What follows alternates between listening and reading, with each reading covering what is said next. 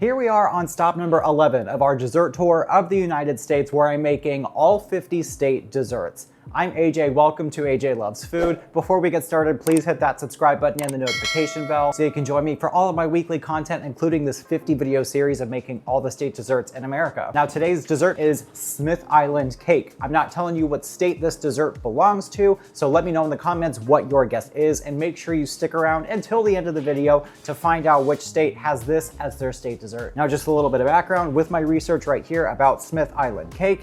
According to this source, October 1st, 2008 is when Smith Island cake became the official state dessert for this state. Traditionally, it consists of 8 to 10 layers, sign me up, of a vanilla cake with a chocolate frosting, and that is it. Pretty simple, love that. Now the history is apparently women on Smith Island would bake the cake to send with their husbands during the autumn oyster harvest. What a nice, lovely parting gift. Now bring me back some oysters. The cake symbolized community and togetherness and was meant to remind men of their loved one. Nothing says loved one like 8 layers with fudge in between each one. So there you have it, it's Smith Island cake. Comment below what state you think this belongs to, and stick around till the end of the video to find out which state belongs to this dessert. This cake involves a fudge-like frosting that needs time to cool and set up, so we're gonna start with that. We have some bittersweet chocolate. You wanna make sure it's bittersweet because you don't want this to be overly sweet. So we're gonna chop that up just roughly. You don't have to totally pulverize it into a powder or anything, just rough chop, and toss it into a saucepan along with some unsalted butter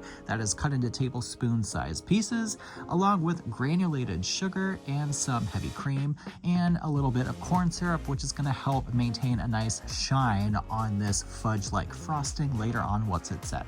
You want to melt it over medium heat, bring it to a boil, and then you want to let it to continue that boil for 1 minute exactly. Set a timer, and then once it is boiling for a minute, turn off the heat and add in some vanilla extract, stirring to combine, and then we're just going to transfer it to a bowl and let it cool all the way at room temperature, and it's going to thicken up a lot, even to a spreadable consistency once it's finished cooling. So moving on to the cake, we have our flour, baking soda, baking powder, and salt that we're just going to whisk together with our giant whisk here, and then we're going to switch to another bowl and cream together some softened butter and granulated sugar. Cream it for about 3 minutes. This just helps aerate the butter and make a nice light and fluffy cake texture, so don't skip that. Time it for about 3 minutes, and then add in your eggs one at a time, followed by vanilla extract.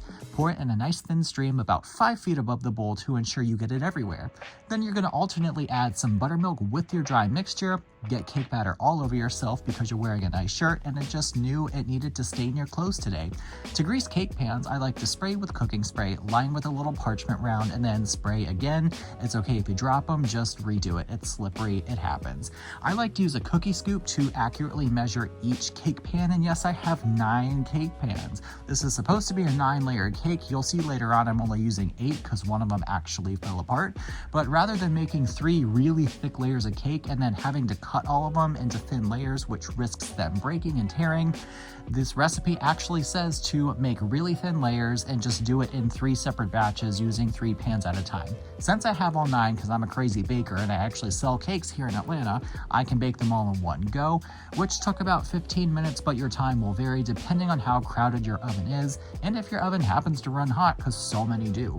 So I'm going to use a little offset spatula to spread this batter nice and evenly. These are very thin layers, which is the point, so they're not going to take very long in the oven. I just want to make sure they're spread evenly in the pan so they are nice and flat.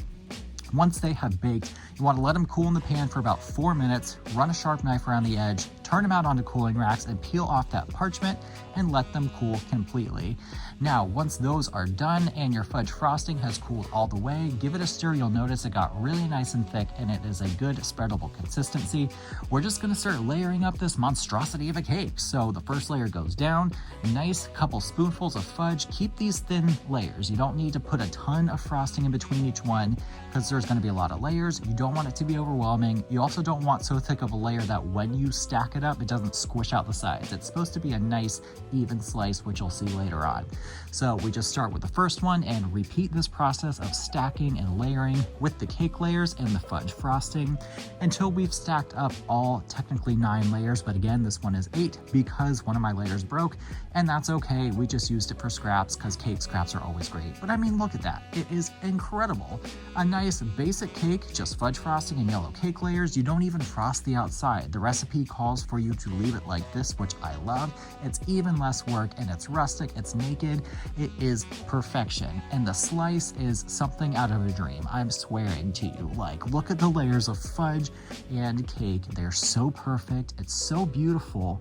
And you're just gonna have to make this recipe. It is that good. You are missing out if you don't. I mean, come on. That is one of the most exciting things I have ever seen in my entire life. We're leaving that in.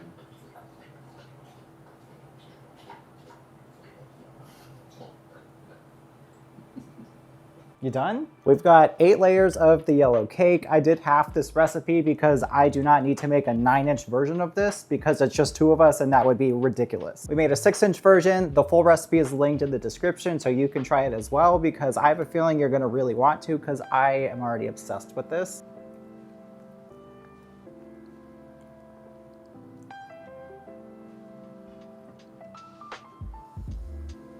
No words, 10 out of 10. This is by far the best one I've made out of the 11 episodes so far. The simplest thing ever.